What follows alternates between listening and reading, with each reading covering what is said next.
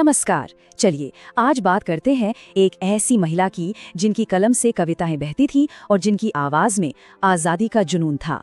जी हाँ, हम बात कर रहे हैं सरोजिनी नायडू की, जिन्हें हम सब प्यार से भारत कोकिला के नाम से जानते हैं। लेकिन सोचने वाली बात है ना, एक लड़की जो कविताओं की दुनिया में जीती थी, वो अचानक एक पूरे देश की आजादी की लड़ाई की सबसे मजबूत आवाजों में से एक कैसे बन गई। आइए उनके इस कमाल के सफर को जरा और करीब से जानते हैं। तो ये कहानी शुरू होती है साल 1879 में हैदराबाद से। वहाँ एक ऐसे घर में एक बच्ची ने जन्म लिया जहाँ ज्ञान और कला को ही पूजा जाता था, और शायद इसी माहौल ने सरोजिनी को भारत कोकिला बनने की राह दिखाई, एक ऐसा नाम जो हमेशा के लिए उनकी पहचान बन गया। असल में ये कहानी एक बहुत बड़े बदलाव की है, एक ऐसी लड़की की जो कविताएं लिखती थी, और फिर वही लड़की एक ऐसी क्रांतिकारी बन गई जिसकी आवाज ने पूरे देश में आजादी की अलग जगा दी। चलिए जरा उनके बचपन की गलियों में घूम कर आते हैं। सरोजिनी ना बाकी बच्चों से थोड़ी अलग थी। मतलब जहां दूसरे बच्चे खिलौनों से खेलते थे, वहीं सरोजिनी की दोस्ती तो शब्दों और किताबों से थी। वो अपनी ही कल्पना की दुनिया में खोई रहती थी।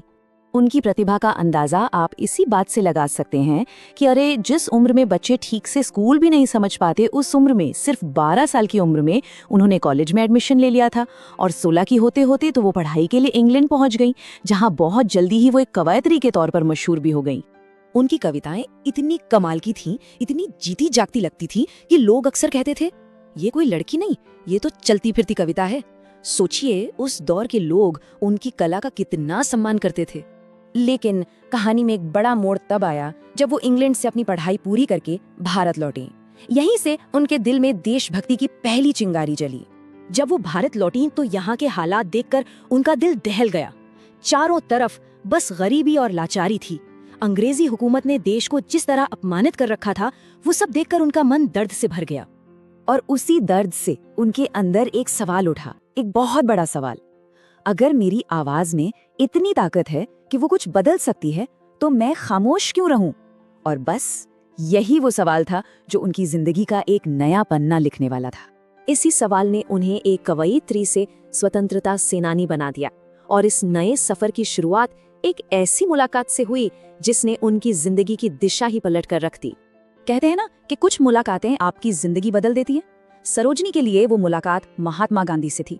गांधी जी की सादगी और देश के लिए उनका समर्पण देखकर सरोजिनी इतनी प्रभावित हुई कि उन्होंने भी अपनी पूरी जिंदगी आजादी की लड़ाई के नाम करने का फैसला कर लिया। जरा सोचिए, ये बदलाव कितना बड़ा था। कहाँ किताबों और कविताओं की दुनिया में रहने वाली सरोजिनी, और कहाँ अब एक्शन की दुनिया में भारत के गांव-गांव की धूल भरी सड़कों पर लोगों को आजादी के लिए जगाती हुई सरोजिनी। और इसके बाद तो सरोजिनी नायडू स्वतंत्रता आंदोलन की वो आवाज बनी जिनके भाषणों में लाखों लोगों को हिम्मत देने की ताकत थी।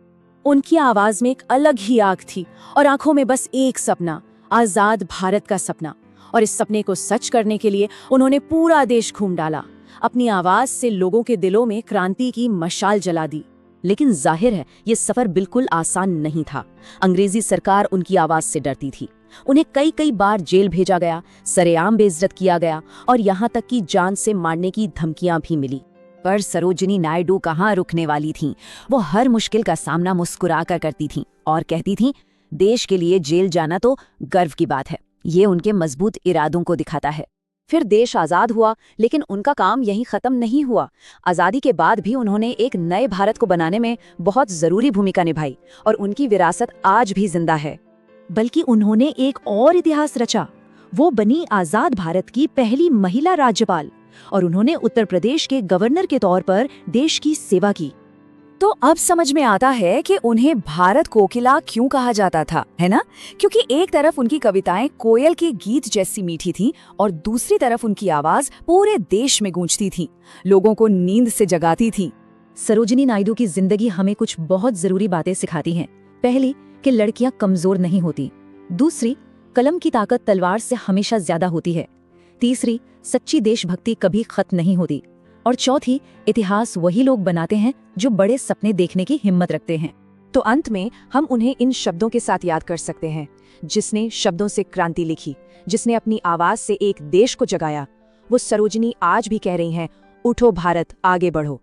उनकी ये कहानी हमेशा हमें प्रेरणा देती रहेगी। हिचकिचाइए मत। ऐसी ही ज्ञानवर्धक और सच्ची जानकारी पाने के लिए अभी चैनल को सब्सक्राइब करें, बेल आइकॉन दबाएं और देश के साथ कदम से कदम मिलाकर चलें। जय हिंद।